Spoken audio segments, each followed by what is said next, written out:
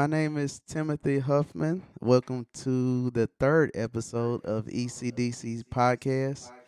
Special guest, we have my good friend and brother, Mr. Donald Shipman, D. What's Shipman up, y'all? Music Productions. And today we are going to talk about music production. So just tell them a little bit about yourself, Donald. Okay. As Tim said, my company DS Music Productions. I started it in 2011. I've been around music and music production most of my life. But as I got into college, in undergrad, I went to Fisk University in Nashville, Tennessee, is where I got exposed more to the professional environment. Um, I had an opportunity to work with Curb Records up there. Very famous for country western music, as is the city of Nashville. And so I just got exposed more to the technical side of it. The actual recording process, condenser microphones, cabling, routing, compression, EQs, all that kind of Yeah. stuff.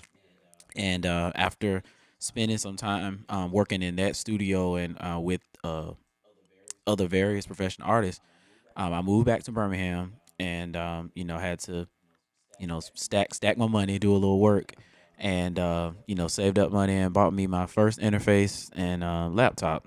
Started with a basic 2 channel interface and my laptop and a little 61 key MIDI board, man. And here we are, years later, man. I'm blessed enough to have my own space to actually record and have worked with a lot of different people, recorded records with a lot of different people, and just learned a lot from hands-on experience as well as working with a lot of other people. So it's one of those things where you utilize all the resources that you can. It's a combination of just getting in there and trial and error, Mhm. and then just spending time with other veterans who really know the industry a little bit better. So Nice, nice. yeah. And the whole purpose of us doing this is to expose anybody, youth, adults who is interested in getting into music production.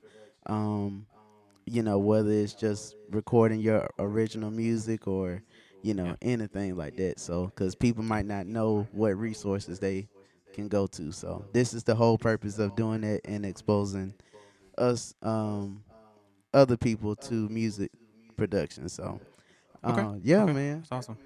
So the first question I want to ask is, how has music production changed the game, um, in general? Well, I'm thinking about how things were done. Because I'm a little bit older, so it's like I've been able to watch a bit of the transition from the analog to digital Mm-hmm. age, and so now I would say more than anything is that production is way more accessible Mm-hmm. to the everyday person. When I initially got exposed to it, studio time was expensive. The equipment expensive. Um, the process a lot of times could be really tenuous because it wasn't as easy to jump in and out of sessions, and there weren't so many options to choose from as far as how you recorded and what you recorded and things like Yeah. that. I think now the big advantage that people have is that there's a much lower barrier to entry. Like, you don't have to be a world class professional just to break Yeah. in. Whereas before, like you really needed to come in because the investment was so heavy. You needed to kind of know a lot about it before you got in, even started, so that you were heading in the right direction. But like now, man, I mean, it takes very little. I mean, it's, a lot of people are doing production with, iPads and iPhones, man, That's and true. yeah, when I got started doing it, that absolutely was not the case. Like, you were not doing productions with a phone, like no. You So probably it's started with floppy disk, then. oh man, like I mean those hard discs, and for my people who produce with the old MPC 2000 XL, Mm-hmm. the skizzy drives, and stuff like that. Like, yeah, that's what we were dealing with, is zip drives and stuff like that, man. And they stored such a small amount of information, and that's assuming that you were doing at least part of it digital. Other than that, I mean, you were literally recording on tapes. I remember, when I was like a little kid, man, having a cassette recorder, Mm-hmm. and the record feature on that, and just kind of recording myself doing stuff like this, just kind of talking and singing and things like that. So it's just like to see how things have progressed, man. It's absolutely amazing. Like what you're able to do now, it doesn't even require as much musical knowledge, as it used to. It's like now, if you have more of an understanding of tech Mm-hmm. and how tech works, and can utilize apps, whether it's on iPad, iPhone, or even lower level computers, man, you can accomplish, I mean, a lot. Like I know people who have done whole albums out of their bedroom, what I'm saying, and things like that. I mean, like famous artists, Yeah. that have done, whole records out of their bedroom using limited resources and pulled off some And amazing getting stuff. Grammys on So, top of that. and listen, I mean, if I'm not mistaken, Billie Eilish, a absolutely phenomenal artist, did her first project out of her bedroom. And I'm not exaggerating. It was literally out of her bedroom. Jeez. So it's like, yeah, what we're able to do now with a lot less, is just more fascinating than ever. So that I'm always amazed at what some people are pulling off with half of the resources as some major brand studios and stuff. So Nice. Nice. So next question. So for somebody that's interested in or getting into recording interfaces and yeah, just recording in general, what equipment would you recommend for an average person that's just looking into just recording in general? just getting Yeah. started. Okay. Well, like I was saying before, like it used to require so much to get started. But like I said, you can start with something as simple as your iPad or an iPhone now, and you can introduce yourself to the process. Apple's basic entry level program Mm-hmm. GarageBand. They have an app for it on both the iPhone and the iPad, and it allows you to do multi-track recording. And so I think that's a good way to start. Is just to get used to recording multiple parts, at a time. And like I said, it takes so little. And I mean, you can start with that, and just kind of get an idea of some of the basics. Gain station, leveling, multiple parts. Metronomes, and timing, and your grid and things Yeah. like that. Like it has all of that built in, as well as several free instruments, a piano, bass, guitars, drums, like all that stuff is built in for free. Like you get one of their devices and they give you that. Mm-hmm. So you can really get in and just dig around, and then you can go from there. To maybe getting interfaces, which for people who don't know what those are, is basically it's an audio device that allows you to process sound at a higher rate. So it gives you a better quality sound because it digitally processes the inputs from things like a microphone or another instrument and processes it into a digital audio workstation like Pro Tools. For people familiar with that, or for FL Studio, or for Ableton and things like that. Like you'll want an interface to help process that sound and give you a better quality. But you can move from the phone to just going to that, and amazingly, man, still we haven't even crossed to needing a laptop because you can hook interfaces directly into iPads and iPhones. I mean, it's True. that, yeah. So I mean, there's just so much that you can do. But I think yeah, I think mobile platform devices are a good way to break in and kind of introduce yourself. Beat making, everything can be done right on that touchscreen. Gotcha. Yeah. Yeah, that's cool, bro. Next question: home studios versus big studios. That's Yeah. a touchy subject right there. Yeah, because yeah, a lot of people. There's a lot of misinformation when it goes, into that. There was a time when you really needed a major facility to produce a quality Mm-hmm. record, and thanks to the progression in technology and things like we've mentioned, you're able to do a lot of things right in your home, and it doesn't require thousands and thousands of dollars. Again, when I started, I literally had a laptop, an interface, and a 61 key MIDI board. And Mm-hmm. that's all I had. And I actually produced the first single that I ever recorded, "Break Free," for Valerie Smith, was done with just those three things. That's all I had. And I Seriously. mean, and I played. That's all I had. And because again, it's like I'm still learning the ins and outs of it, all of the extra bells and whistles. Now I absolutely had help with the mixing and all of that. Like I did need help with Mm-hmm. that, but as far as just the input recording, I mean, I did it all with just that. So, you know, there is. It really just depends on the size of what it is that you're trying to do. Okay. Quite obviously, if if you're recording, a whole band and multiple pieces all at once, you're gonna need more equipment and stuff to pull that off.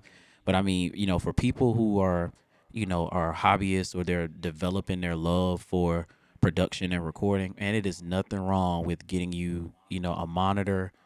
And for some people, they even use, like Yeah. TVs, like, HD TVs, because most of your computers now have HDMI ports. So you can plug it directly into like a 32-inch, or I've seen people use 40 or 50-inch TVs, and that's their, their monitor, and plug it into that with your laptop or with, a computer with the tower or whatever, and plug into that, man, and just dig in. I think the biggest thing is just not having a fear of exploring, Hmm. and trying, because a lot of what I did was trial and error. A lot of it didn't work. A lot of it didn't sound good initially. You learn as you go, but just not being afraid to just kind of jump in there if that's something that you really have a passion for. But home studios, there's absolutely nothing wrong with it. Like I said, I started with small pieces, and like now, we're sitting in the room. You see, I got keyboards and stuff all Yeah. over the place. I didn't start there, what I'm saying, but I developed it over time and made the investment into myself when I realized that this was something that I really wanted to pursue. Hmm. And yeah, home studios are a great resource. They're more cost effective. You're not paying for studio time. And if this is something that you're looking into do as a business, there are benefits to it from a tax perspective. Yeah. Like you can write off equipment and utilities and other things like that because it's basically a home based business. And things like that. So And you I could don't. do I definitely understand. however many takes you want to.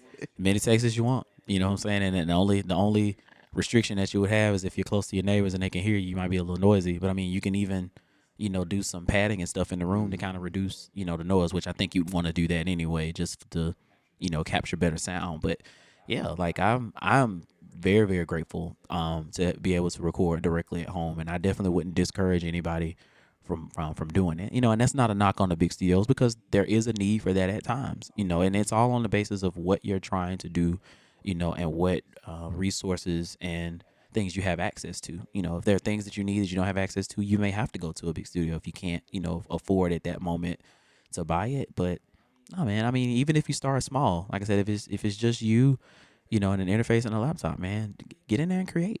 You know what I'm saying? And do it right there in your home. You know what I'm saying? Like I feel like a lot of times some of our best ideas come at the most inopportune moments, and you don't want to have to call book studio time and all this other kind of stuff, and you've lost your Right. mojo. You know what I'm saying? Like at some point, you want to be able to just jump and capture what you feel right when you feel it. And a home studio is definitely an advantage when it comes to that. Yes, sir. Yeah. So who are your inspirations when it comes to recording? Oh man, like that's tough. I have so many people that I'm big fans of from a production standpoint. I gotta say, one of my all-time favorite producers, just period. Genre aside, Rodney Jerkins. Hmm. Like yeah, like he is an absolute mastermind for me when it comes to productions. Like some of the music, people may know him from some of the stuff he's done for artists like Brandy and things like Yeah. that. Like some of the stuff he's pulled off musically, Dark Child Records, like he's produced some of the biggest hits, that we all know and love. So definitely his overall versatility, and how he's able to take some very abstract concepts and turn them into like this amazing piece of work. Um, Other people I'm really big fans of. It's tough. It's just so many, man. Or let's Kevin, do yeah, let's do Kevin, Kevin top Bond. three or top five. Ooh, oh man. Okay. All right. So we said Rodney Jerkins. We also got Kevin Bond, pioneer in the game, gospel wise and other genres, because people I think know him best for gospel, but he's absolutely done stuff in other genres. Hmm. Um, Asaph Ward, Oh another yeah, big one. that's Like a he's yeah. just yeah, just amazing. Um, let's see how's that. Dilla, like like he just has this style. You know what I'm saying, that when people hear it, be like, oh yeah, that's a Dilla beat. You know what I'm saying? It's like that vibe. To be able to create a vibe that literally pioneers your sound. Hmm. Jimmy Jam, like New Jack Swing. Like come on. Like what they did, with that, just that that sound, what I'm saying, which we're talking about 20, 30, 40 years ago, and it's still relevant, because you got, cats like Bruno Mars still producing that sound now, Mm-hmm. and it keeping it relevant. Of course, Mike Burrell's, Donald Lawrence's, Jason White, so I mean, it's so many, man. Like I could go, on and on, um, with regard to that, man. But yeah, all of these guys they've created what I call a signature sound. So it's like when you hear something, it's like you reference their name as opposed to just a sound or a style. And that's one of the things that I definitely try to do with my own music is, I feel like, music is so broad. We all kind of bite off of somebody something, Mm-hmm.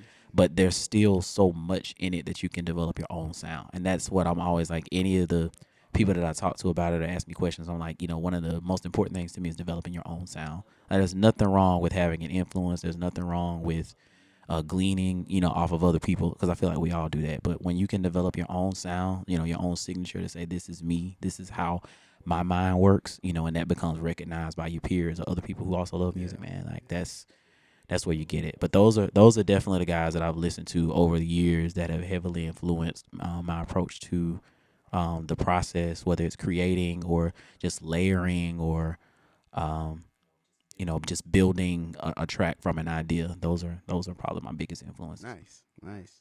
Yeah. So speaking of, this might be a touchy question right here. So I was watching a Prince video today, and Okay. he was saying that a lot of the music industry is not ran by musicians. It's ran by Uh, lawyers and attorneys. yeah. So speaking of that, the Hmm. question that I want to ask is that do you think why is the mainstream music of today moving into um, instead of musicians creating music, they're going to producers taking other samples and loops and not Yeah. actually creating Yeah. Uh, and mainstream wise. Why? What? Yeah. right, So. right. I totally understand. So when it comes to an industry thing, there's a balance between making money and making music, and sometimes those things don't necessarily align. One of the things you mentioned, as far as the people that run the industry, most of those people that you named are not musicians. Mhm. They know very little about the technical aspect of music. They don't play an instrument. They can't sing. They don't write or anything like that. But they understand money, and so for them, the concept is that if I see a monetary benefit in something that you do, how do I capitalize on that for other people um, to basically pay, so that I can make money off of it, and I'll pay you in the process, but ultimately I'm gonna win here because I basically discovered you, or I'm, putting you out Yeah. there, and so there's a lot of that, and so what ends up happening is that that barrier of entry that I mentioned before, how easy it Mhm. is, you know, one thing I think that people misunderstand is while sampling is not necessarily creating from scratch, there is an art to sampling and using loops and stuff like that and creating songs, because there are a lot of people who try to take that route, thinking, well, I don't really have to be able to play music. Mhm. I can just string together a bunch of samples and a bunch of loops and make a song. And conceptually that's true, but it still has to make musical sense. So it's Right. like you still need to understand a little bit about music, if nothing else but just the trend of the market as to what people are listening to. And that's where the lawyers and all these other people come in, because they're doing the data analysis to say that, okay, these artists are successful right now because the topics that they're singing about in their music, or the type of beats that they're using, or the samples and that kind of stuff. It's like they know, okay, so if you make a song that has these elements in it, it's probably going to sell because that's what most people are buying right Mhm. now. So that's what the lawyers and the promoters and other stuff, that's what they're gonna pitch that to a producer, and it's basically to the producer to create something within the confines of those characteristics that they give them. And a lot of times, it's not necessarily the music that the producer likes, but it's the music that is going to sell. And that's the caveat of doing this. A lot of times, we have to fight between what we like and what's going to be successful, Mhm. because we still got to eat. You know what I'm saying? Like we still got to make a Yeah. living. And so there's some compromise in there, at least until you get to a point to where you are your own brand. But if you are being produced, promoted, and funded, by the machine, then you're kind of restricted to the confines of that. I even went through that. A lot of what I did with Current Records was not stuff that I want. You know what I'm saying? I don't dislike country music, but I'm not a country music Right. fan. Right. However, that stuff was paying the bills at the time. So it's like I was doing what I needed to do to get where I wanted to go. Then I got to a place where I could do more of what I wanted to do, by kind of paying your dues, so to speak. But yeah, it's definitely tough, and it's a trend, right now with the sampling and things like that. And I hate to say that it's people aren't being as creative, because I've heard some very creative things when it comes to sampling and things like Mhm. that. But I do think that there's a lost art of Yeah. originality, Yeah. especially lyrically speaking. You know what I'm saying? It's like if you go back and listen to music written in the 70s, 80s, and 90s, like the lyrical content that was in some of that stuff, like the lines that they were saying, in the It made you songs. think that. Yeah, man, listen. I mean, everything from uh political injustice to the love of a woman or a man to I mean, just all kind of stuff. But it was just like very, very creative in the ideas that they were pushing. It will seem Mhm. like it was inspired by something. Like now, it comes more like a money grab. Right. You know what I'm saying? Because everybody's pretty much talking about the same things. And as the topics become the same, so do the beats and the melodies and stuff. Like they all start to sound the same. So it's like you hear a song now, and you can probably name about 10 artists that all fall into that same genre, sounding the same way. Whereas before, when you heard something, you knew that, oh yeah, this is a Luther song. Oh yeah, this is an Earth, Wind and Fire. Oh yeah, this is a Gap Band. This Mhm. is a Mint Condition. This is a Whitney Houston. This is a Michael Jackson. Because it's like there was enough individualism in the music where you could differentiate between artists. Like now, there is an industry sound, and that's kind of what people are going for, that industry sound. Mhm. So, because I think me and you was talking about this the other day, and we'll use this as an example. Her. Oh yeah, Um, definitely one of my favorites. so one of the songs that she did, she got sued Uh-huh. on because she stole the Yeah. I forgot the keyboard player's name, but he stole the intro of one of those songs.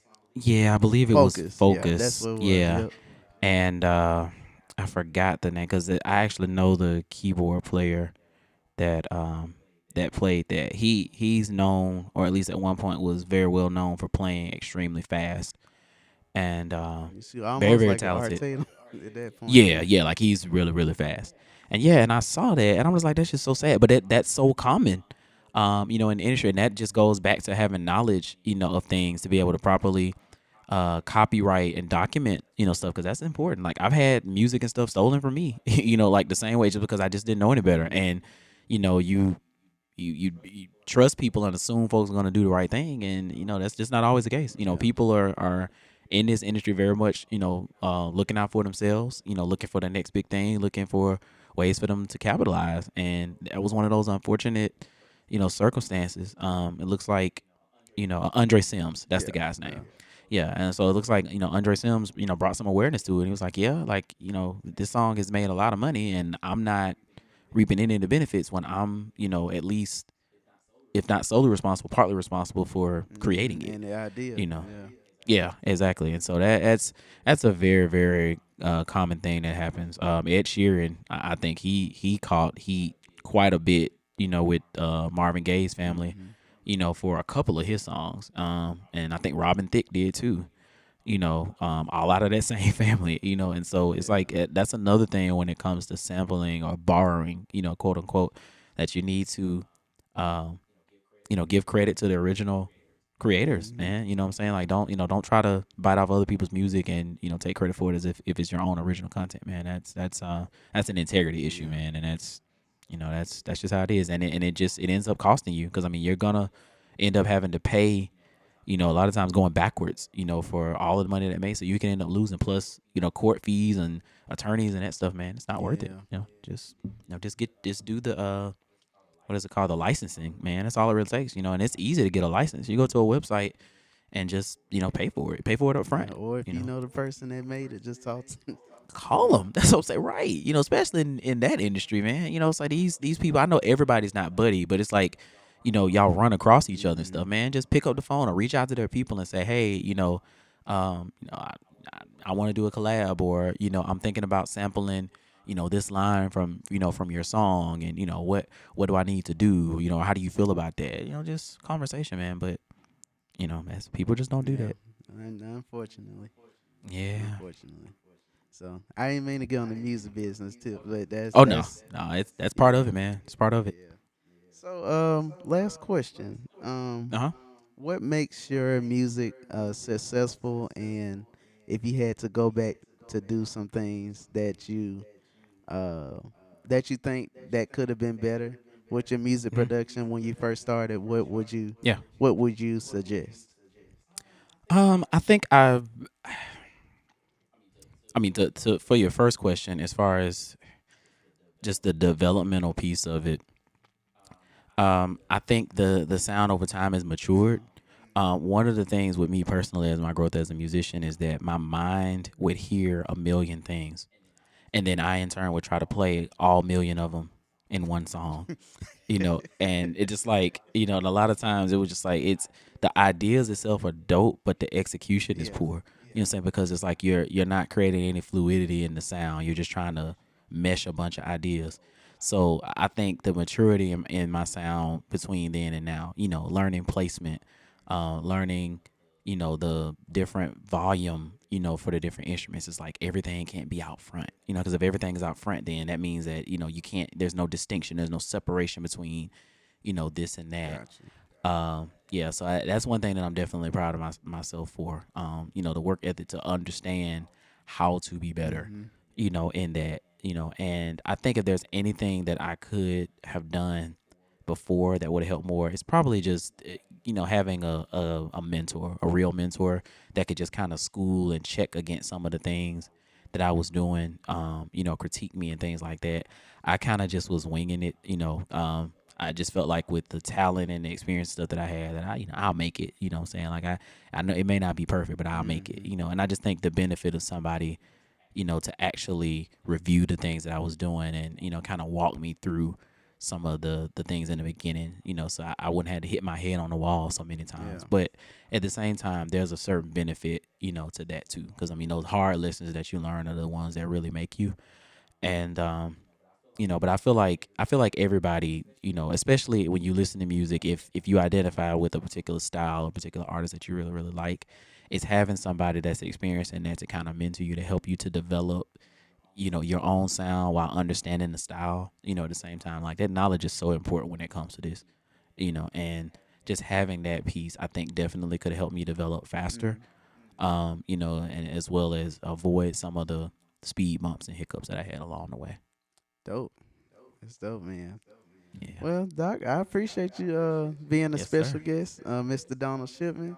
Um, tell them where they can follow you and all of that good stuff, Oh yeah, oh websites, yeah, oh and yeah, oh yeah, all that good stuff. Yeah. you a So preacher and all. no, no, not that. But yeah, my website is dsmuzikinc.com. My website. You can also follow me on Facebook. My page DS Music Productions. I am also on IG. Same thing, DS Music INC. Twitter, same thing. That's the handle. My personal Twitter. Official underscore DS Music, DSMUZIK.